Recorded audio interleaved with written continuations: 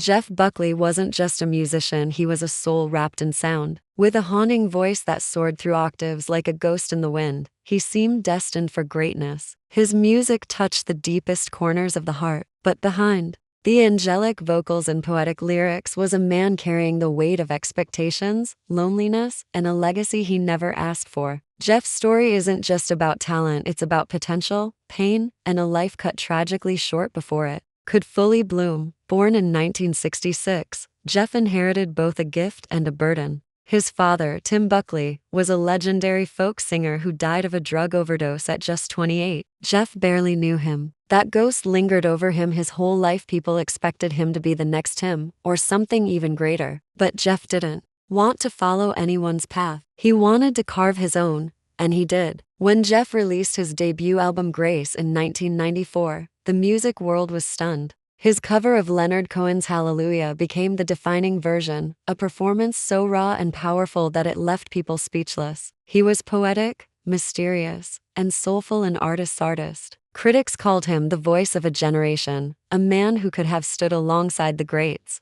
But Jeff wasn't interested in fame. He shied away from the spotlight. He was painfully sensitive and often overwhelmed by the expectations placed on him. Behind the scenes, Jeff struggled. He often felt like an outsider in the music industry. He hated being labeled, boxed in, or compared to others, especially his father. His relationships were turbulent, his emotions intense. Friends say he was often lonely, even in a room full of people. He craved connection but often pushed it away. There was always a sadness in his eyes, a silent storm behind the smile. As his career was beginning to rise, tragedy struck. In May 1997, while in Memphis working on his second album, Jeff went down to the Wolf River Harbor to relax. He spontaneously jumped into the water, fully clothed, singing Led Zeppelin's Whole Lotta Love. The current was strong. His bandmate turned away for just a moment and Jeff vanished. His body was found 6 days later. He was only 30 years old.